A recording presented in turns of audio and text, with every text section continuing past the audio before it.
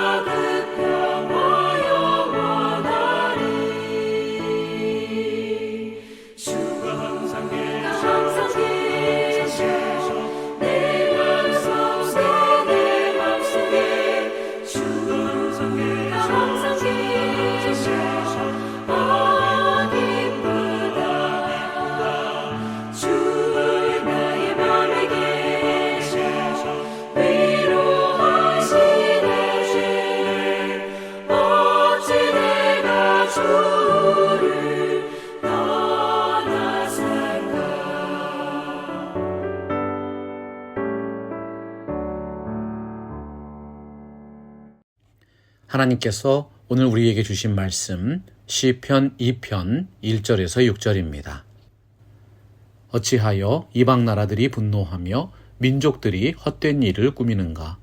세상의 군왕들이 나서며 관원들이 서로 꾀하여 여호와와 그의 기름 부음 받은 자를 대적하며 우리가 그들의 맨 것을 끊고 그의 결박을 벗어버리자 하는도다. 하늘에 계신 이가 웃으시며 주께서 그들을 비웃으시리로다. 그때에 분을 바라며 진노하사 그들을 놀라게 하여 이르시기를 내가 나의 왕을 내 거룩한 산 시온에 세웠다 하시리로다. 시편 2편은 시편 1편과 함께 시편 전체의 서론을 구성하고 있습니다. 시편 1편은 복받은 사람은 어떠한 분인가? 복에 관한 질문으로 시작했지요. 세상 속에서 생명의 길을 가기 위해 어떠한 것을 선택해야 하는가에 대한 질문 속에서 복을 다룬 것입니다. 세상 만사가 하나님께 달려 있습니다. 복 있는 사람은 하나님의 주권을 인정하고 풍성한 삶을 인도하시는 하나님을 향한 믿음이 있는 사람입니다. 시편 2편에서는 하나님의 주권을 인정하는 신앙의 측면에서 하나님이 기름 부어 세우신 영원하신 왕 그리스도에 대해 말씀합니다. 세상의 통치자와 권세자들은 영원하지 못합니다. 믿고 숭배할 대상이 아니라는 것이지요. 그들은 때때로 불의와 폭력과 술수 같은 죄악으로 자신들의 욕심을 채우기 원합니다. 하나님의 주권에 도전하고 세상 권세를 차지하기 위해서 벌이는 열방의 경영이 얼마나 허무하고 무익한 것입니까? 시편 2편은 이러한 문제에 직면해 있는 신앙 공동체가 어떻게 대처할 것인지를 다루고 있습니다. 우리가 경험하는 모든 문제들은 인간의 원죄로부터 비롯된 것입니다. 하나님이 제시하는 타락한 세상에 대한 해법은 그리스도를 통해서 인생을 구원하시는 것입니다. 기름 부음 받은 자는 히브리어식 표현으로 메시아지요. 그리스도는 메시아의 헬라어 표현입니다. 구약시대에 기름 부음을 받은 자는 왕과 제사장과 선지자였습니다. 신약 성경은 예수님을 영원하고 유일한 중보의 대제사장 그리스도라고 선포하고 있지요. 하나님이 부여하신 매우 특별한 사명을 위해 기름 부음을 받으셨습니다. 시편 2편의 내용을 보면 세상 권세자들과 종교 지도자들에게 무수한 핍박을 받았던 예수님의 삶을 떠올리게 합니다. 하나님이 기름 부어 세우신 그리스도를 대적하는 악한 권세가 있습니다. 시편 1편에서는 의인과 악인이 서로 대조되었습니다. 시편 2편에서도 두 그룹이 서로 대치하면서 대조를 이루고 있지요. 하나님이 기름 부어 세우신 자와 그들을 대적하는 무리인 것입니다. 시편 1편은 율법을 주야로 묵상하는 자가 복되다고 선포했어요. 반면에 시편 2편은 하나님을 경외하며 하나님을 신뢰하며 하나님께 피하는 자가 복되다고 선언합니다. 시편 2편은 메시아이신 그리스도께서 세상을 통치하실 것이라고 예언합니다.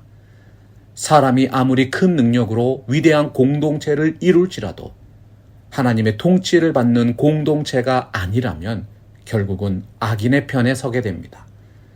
세상의 군왕들이 그리스도를 대적할지라도 그리스도는 하나님의 세우심을 받은 만왕의 왕이십니다. 그리스도께서 천지 만물을 세세토록 통치하십니다. 예수 그리스도에 대한 가장 올바른 신앙은 그리스도를 나의 참된 왕으로 받아들이는 것입니다. 시편 2편은 열왕과 민족들이 그리스도를 대적하여 반란을 일으키고 하나님의 통치로부터 벗어나고자 모의하는 실태를 고발하고 있습니다. 어찌하여 이방 나라들이 분노하며 민족들이 헛된 일을 꾸미는가? 시인이 볼 때 열방과 민족들이 하나님의 통치에 대해 취하고 있는 적대적인 자세는 이해할 수 없는 것이었습니다. 왜냐하면 그들의 분노와 모의는 헛된 일이었기 때문이지요. 그리스도를 대적하는 전형적인 태도는 분노입니다. 하나님의 통치에 대적하는 세력들은 분노로서 그들의 악을 드러냅니다. 그리스도의 통치가 그들의 권위와 이익을 저해하기 때문이지요. 악인들의 특징은 의인들을 싫어한다는 데 있습니다. 그들은 그리스도로 인하여 불안해합니다. 그리스도의 진리 앞에서 자신들이 우매해 보이기 때문에 분노합니다. 그 교만함을 지키기 위해서 의로우신 왕을 대적합니다.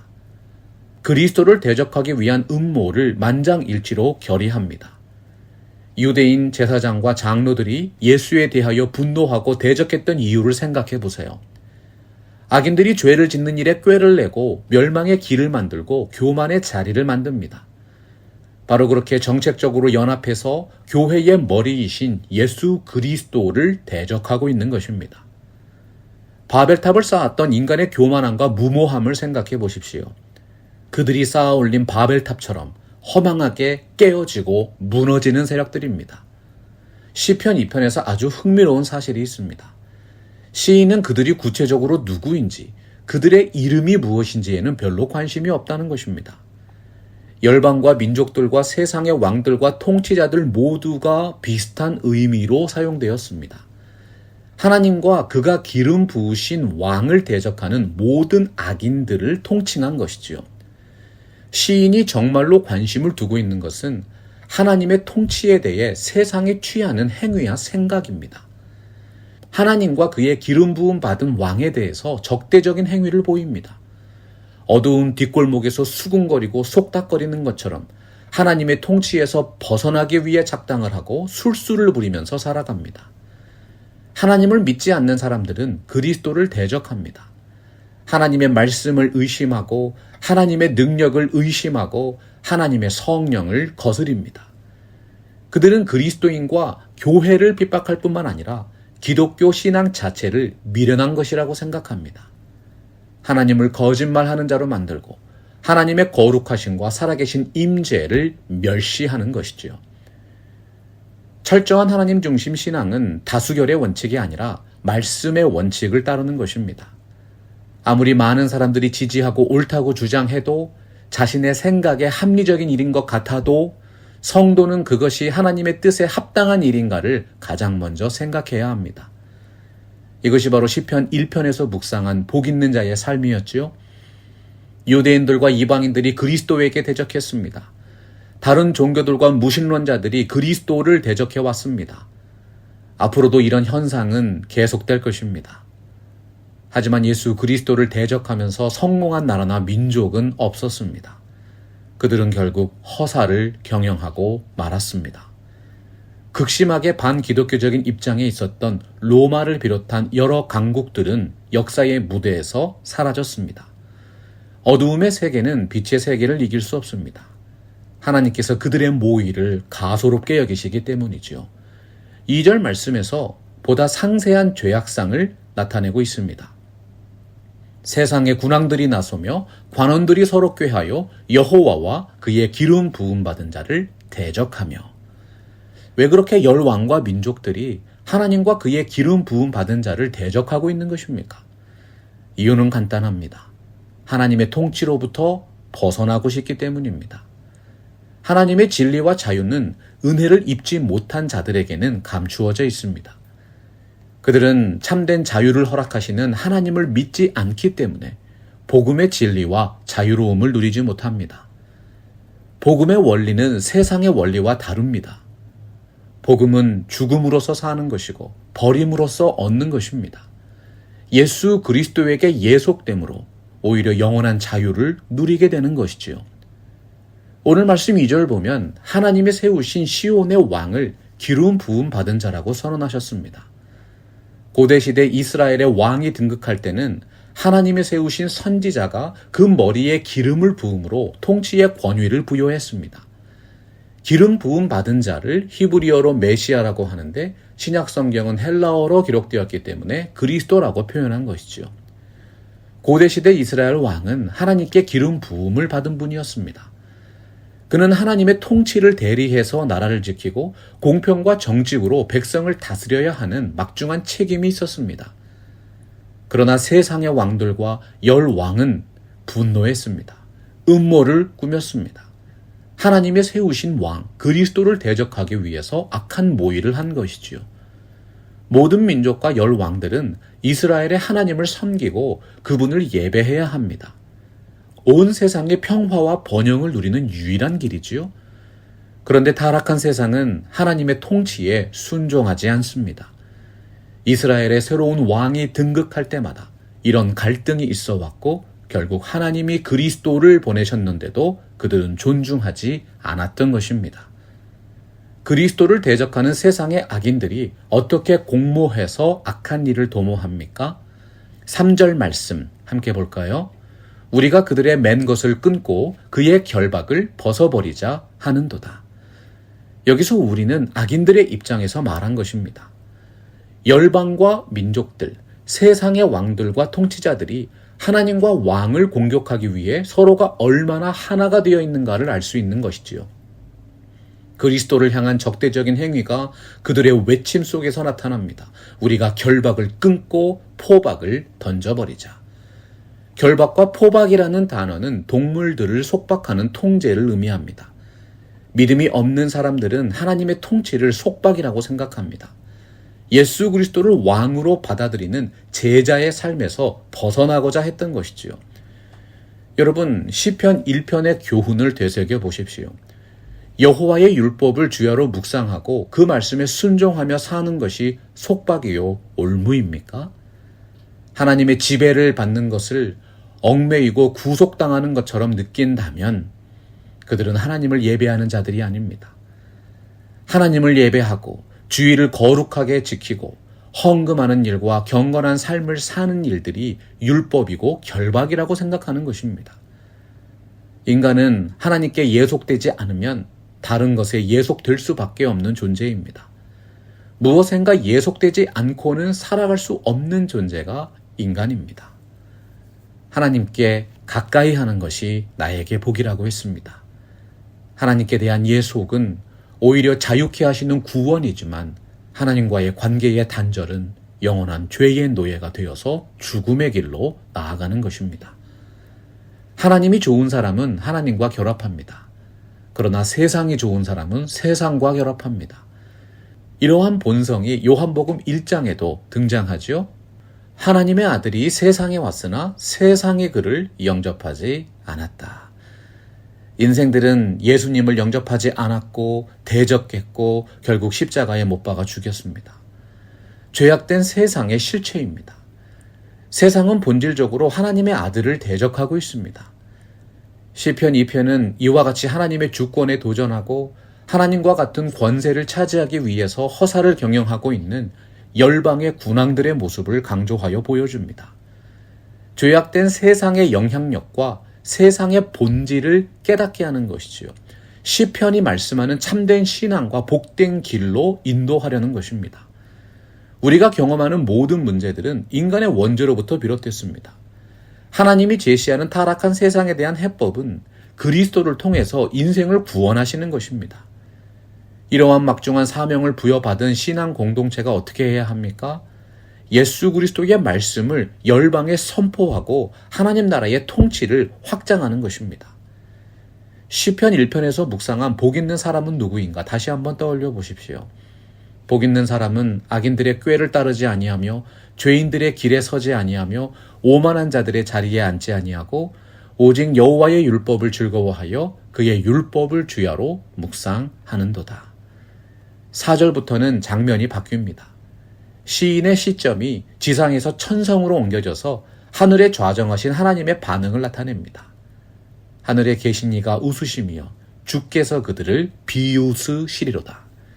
하늘에 계신 이는 하늘에 좌정하신 주님입니다. 시인은 하늘에 좌정하신 하나님을 왕으로 모시고 있습니다. 하늘과 땅의 창조자요 주인이신 하나님께 지상의 통치자들이 얼마나 오만한 모습을 보이고 있습니까? 하나님이 그들의 교만과 탐욕을 보시고 진노하시고 비웃으시는 것입니다. 구약 성경에서 웃음은 긍정적인 경우와 부정적인 사례가 있습니다. 긍정적인 경우는 행복과 즐거움에서 비롯된 자연스러운 감정이지요. 그러나 부정적인 용례는 조롱과 비웃음입니다. 하나님이 악인들의 행태를 보시고 비웃는다는 것은 그들의 악한 의도와 모사를 이미 다 알고 계시고 조롱하신다는 뜻입니다. 하나님이 어떻게 웃으실 수 있습니까? 하나님의 웃음소리가 어떻게 인간에게 전달됩니까? 하나님의 웃음에는 어떠한 뜻이 담겨져 있을까요? 하나님을 떠난 악한 인생들이 꾸미는 죄악을 가만히 내려다보시면서 진노의 채찍을 드신다는 뜻입니다. 하나님이 없는 인생들이 영원한 지복을 꿈꾸면서 온갖 수단과 방법을 동원합니다. 그러나 그들은 바람에 날아가는 쭉종이와 같습니다. 아무리 인생의 권세와 영광과 이생의 자랑거리를 주장해도 하나님의 허락이 없이는 단 한순간도 생명을 연장할 수 없습니다. 5분만 숨을 못 쉬어도 죽음에 이르게 되는 유한한 인생이 창조주 하나님을 대적한다는 것이 얼마나 어리석습니까? 하나님께서는 그들의 노력과 모사를 허사로 규정하고 비웃고 계시는 것입니다. 오늘 말씀을 보십시오. 하나님의 비웃음을 가장 많이 받는 사람들은 권력의 핵심에 있는 통치자나 왕이었습니다. 그들 모두가 하나님께서 허락하지 아니하시면 권세를 누릴 수 없는 자들이었습니다. 진정한 신앙은 하나님의 은혜를 깨달은 날부터 자라나는 것이지요. 그럼에도 불구하고 세상의 군왕들은 스스로 자신의 권세를 의지하고 그것을 대단한 것처럼 여기면서 천지를 다스리는 만왕의 왕이신 하나님의 주권을 무시하는 것입니다. 어리석은 자는 그의 마음에 이르기를 하나님이 없다 하는도다. 그들은 부패하고 그 행실이 가증하니 선을 행하는 자가 없도다. 하나님께서 바로 이런 자들을 향해 분노하시고 비웃으시는 것입니다. 5절과 6절 함께 봅니다. 그때에 분을 발하며 진노하사 그들을 놀라게 하여 이르시기를 내가 나의 왕을 내 거룩한 산 시온에 세웠다 하시리로다. 하나님은 세상 권세자들의 반역과 오만함으로 인해서 조롱과 분노의 말씀을 선포하십니다. 하나님께서 시온에 그의 왕을 세우셨다는 사실만으로도 지상의 모든 통치자들은 두려워해야 합니다. 세상에 세워진 권위와 권한은 하나님께서 주시는 것입니다. 하나님을 두려워하고 경외하는 자들이라면 이 말씀을 듣고 놀라지 않을 수 없는 것이지요. 하나님을 대적하는 모든 권세들을 패하시고 영원한 권세이신 예수 그리스도를 왕으로 세우셨습니다. 여러분, 세상을 보시기 바랍니다. 참으로 하나님이 없는 것처럼 이를 도모하고 행동하고 있지 않습니까? 어찌하여 열방이 분노하며 민족들이 허사를 경영하는 것, 하나님이 책망하고 계십니다. 그들의 정치나 윤리가 잘못됐다고 탓하는 것이 아니십니다. 그보다 우선적인 것을 말씀하고 계시지요. 어찌하여 하나님의 주권에 도전하고 하나님의 통치에 따르지 않는 것이냐. 인간의 생각과 제도들을 하나님의 말씀의 통치보다도 더욱 높게 생각하는 모든 교만과 위선을 책망하십니다. 그들이 말하는 권위는 자신들이 하나님이 되겠다고 하는 행동입니다. 피조물인 인간이 창조주 하나님을 멸시하고 모독하는 행위입니다. 성경이 말씀하는 악의 근원은 하나님의 존재를 인정하지 않고 하나님의 통치에 반기를 드는 것입니다. 하나님께서 이사야서 42장 8절에서 선언하셨습니다. 나는 여호와이니 이는 내 이름이라. 나는 내 영광을 다른 자에게 내 찬송을 우상에게 주지 아니하리라. 하나님이 세계와 만물을 만드시고 인간과 역사의 주인이십니다. 하나님 자신의 주권으로 피조물인 인간을 심판하실 권리가 있으십니다. 세상의 왕들과 통치자들의 오만과 악의가 노골적으로 나타났습니다. 하나님은 결국 그들의 소행에 대해 비웃으시면서 그들에게 진노하실 수밖에 없는 것입니다. 하나님의 분노와 진노는 어리석은 인생들의 무지와 교만을 책망합니다. 그들이 영원히 섬겨야 하는 참된 권위가 누구신지를 알려주고 계십니다. 하나님께서 그 악한 권세자들이 아니라 하나님의 아들을 시온의 왕으로 세우셨다고 선언하신 것입니다. 내가 나의 왕을 내 거룩한 산 시온에 세웠다 하시리로다. 시온의 왕을 세우는 자는 하나님 자신이십니다. 그리스도가 다스리는 왕국의 특징은 그 나라를 하나님 아버지의 뜻에 따라 통치하는 것입니다. 아버지를 향하신 예수님의 기도가 무엇이었습니까? 내 뜻대로 마옵시고 아버지의 뜻대로 하옵소서. 6절에서 하나님이 예수님을 나의 왕이라고 표현하신 이유이지요. 하늘과 땅의 모든 권세는 하나님이 세우신 것입니다.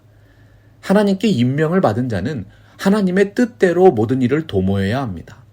자신의 생각과 뜻이 아니라 하나님의 뜻대로 공동체를 이끌도록 임명을 받은 것입니다. 그리스도는 시온의 왕이십니다. 모든 통치와 지배권이 하나님으로부터 나왔습니다. 그리스도의 통치는 하나님의 통치와 동일합니다. 그리스도는 성자 하나님이시기 때문이죠. 피조물인 세상의 왕들과 다른 점입니다.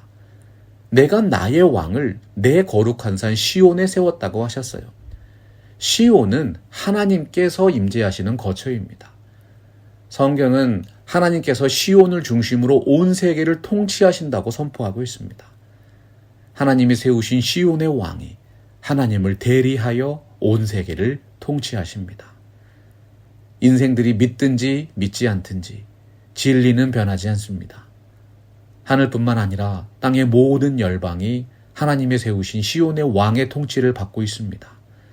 그분이 바로 거룩한 산 시온에 서신 메시아 예수 그리스도이십니다. 모든 통치와 권세와 능력과 주권과 이 세상뿐 아니라 오는 세상에 일컫는 모든 이름 위에 뛰어나게 하시고 또 만물을 그의 발 아래에 복종하게 하시고 그를 만물 위에 교회의 머리로 삼으셨느니라. 사랑하는 팜스프링스 개혁 장로교회 성도 여러분, 예수 그리스도로 승리하십시오. 하나님께서 그리스도를 마지막 날 심판주로 세우셔서 하나님의 진노의 최종적인 단계인 최후의 심판을 집행하실 것입니다. 사도 요한이 말씀했지요. 하나님을 거역하고 그의 보내신 자 하나님의 아들을 믿지 않는 자는 이미 심판에 이른 것입니다. 사랑과 은혜가 풍성하신 하나님, 창세전에 그리스도 안에서 우리를 택해 주셔서 복 있는 사람으로 불러주신 것 감사합니다. 하나님이 세우신 시온의 왕 예수 그리스도를 경배합니다. 그리스도의 말씀과 그리스도의 통치와 그리스도의 사랑이 충만한 팜스프링스 개혁 장로교회 되게 하여 주옵소서. 하나님의 말씀으로 성장하고 하나님의 사람으로 세워지며 예수 그리스도의 사랑의 명령에 순종하는 모든 성도님들 되게 하여 주옵소서. 감사드리며 예수님의 이름으로 기도합니다. 말씀 앞에서 경외함으로 주께 홀로 섭니다. 생명의 말씀 읽고 순종